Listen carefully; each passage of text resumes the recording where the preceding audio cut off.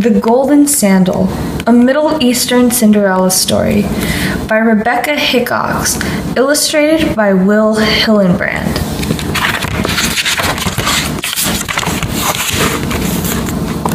There once lived a fisherman whose wife had drowned, leaving him with a small daughter named Maha. Nearby lived a widow with her own young daughter. Every day she went to the fisherman's house to care for Maha, and every day she said, "You poor motherless child, I love you like my own." "Father," begged the girl, "you should marry our good neighbor so you won't have to cook your own food or mend your own clothes, and then I can have a mother and a sister." Her father stroked her hair. "Ah, little one, I shall never marry, for stepmothers are too often jealous of another's child." But Maha continued to beg, and by the fisherman and the neighbor were married. At first all went well, but as time passed, the woman saw how much the fisherman loved his daughter. She saw how lovely and clever the girl was, and how pale and clumsy her own daughter seemed in comparison. As the months went by, Maha was forced to do more and more of the work, and during the day when the fisherman was gone, her stepmother fed her nothing but a few dried dates. One day, as Maha was walking home with a basket of 3 catfish which she'd been sent to fetch from her father's boat, she heard a voice. "Luckless child, have pity on another unfortunate. Spare my life." The frightened girl set the basket down and found a little red fish under the others. Full of wonder, she carried the fish back to the river. As she released it, the fish spoke again. "Allah says a kindness never goes unrewarded. Call for me any time and ask what you will."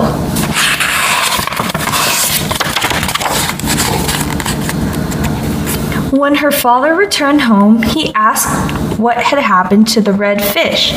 "What?" the stepmother scolded Maha. "You didn't tell me there was another fish. You shall have to go look for it. If you return without it, you'll be sorry." Maha made her way, hungry and frightened, through the darkness to the river. "Little fish," she called, "please help me. I don't know what to do." The fish appeared at the water's edge. "What is the trouble, my child?"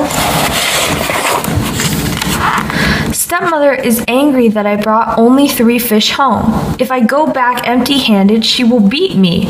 "Here," replied the fish, "you will find a golden coin in my mouth. Give it to her and say you sold the fish." The stepmother was pleased with the coin, but she loved her stepdaughter no better.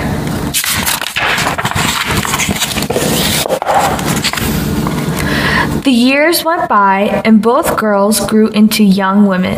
Maha worked from sunup to sunset, but each day increased her beauty inside and out. Her stepsister, on the other hand, grew selfish and mean, and many a time added to Maha's woes.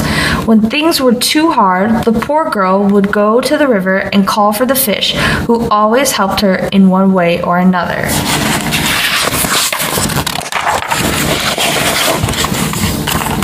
One day, the daughter of the master merchant was to be married. All the women of the town gathered before the wedding to sing and celebrate and watch the bride's arms and feet be painted with red henna stain. This was a time of great excitement among the unmarried girls, for it was at the women's celebration that they were seen by the mothers of young men. Whom would they choose to be brides for their sons?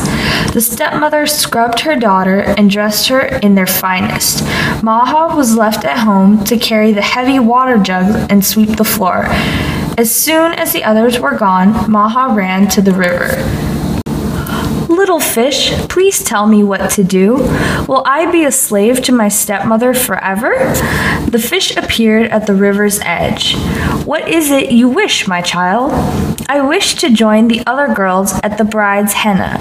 I long to sing and laugh and see all the fine clothes and jewelry." "You shall go," replied the fish, "but you won't sit near the door with the other fishermen's daughters. You shall sit on the cushions in the middle of the hall near the bride herself. Just be sure to leave the celebration before your stepmother." On the grass of the riverbank there appeared a silken gown, a pearl comb, and a pair of golden sandals. Maha washed herself, dressed in the gown and sandals, and tucked the comb into her hair.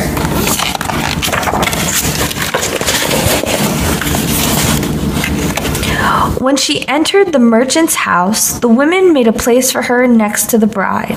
They did not know who she was, but they could see she must be from an important family.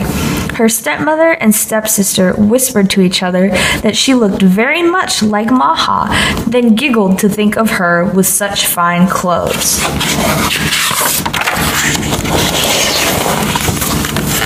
Maha had such a good time that she forgot to keep a close watch on her stepmother. When the woman stood up to leave, Maha rushed out another door and ran for home. But as she hurried over a footbridge, she tripped, and one of her golden sandals dropped into the water below. She picked herself up and ran on. When her stepmother and stepsister arrived, Maha, dressed once again in rags, was sweeping the doorstep. Several days after the wedding festivities, Tariq, the brother of the bride, went riding. He dismounted and led his horse to the riverbank for a drink, but each time the horse lowered its head to drink, he shied away and refused to touch the water. "What's the matter?" asked the young man. He bent down and saw something glittering in the morning sun. Reaching in, he pulled out a golden sandal. There was something so delicate, so beautiful about the little shoe that he longed to meet its owner.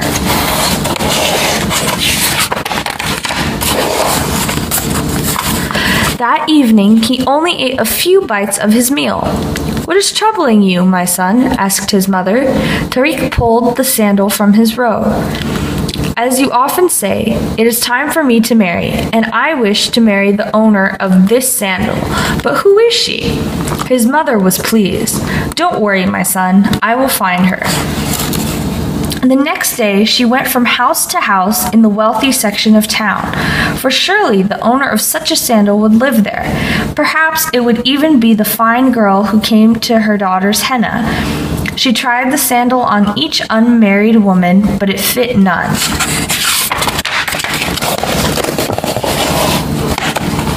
The next day, she visited other parts of the city with the same luck. On the third day, she came to the fishermen's huts. When Maha's stepmother saw the merchant's wife approaching, she shoved Maha into the bread oven in the yard and covered the opening with a large rock. Despite all efforts, however, her own daughter's foot would not fit into the little sandal.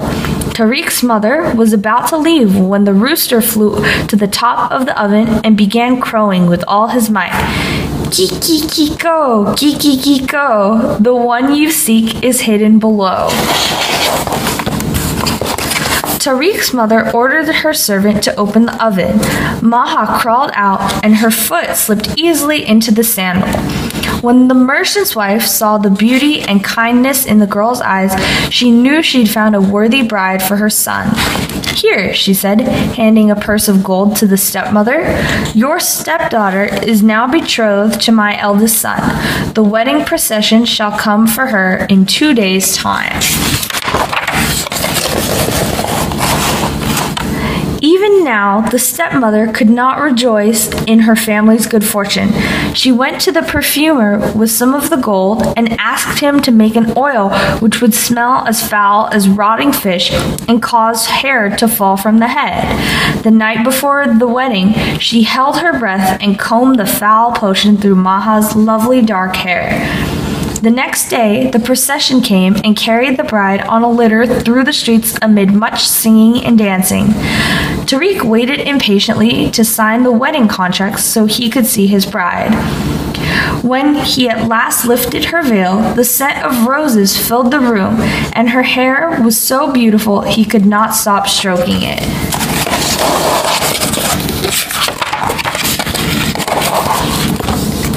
When Tariq's brother saw his happiness, he went to his mother and asked for Maha's sister. Once again, the stepmother was given a bag of gold and told to prepare for a wedding.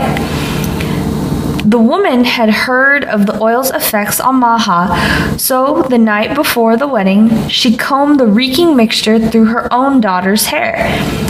The next day, the procession carried the girl through the streets, but this time, when the groom lifted the veil, he choked at the smell and saw that his bride's head was covered with blisters instead of hair.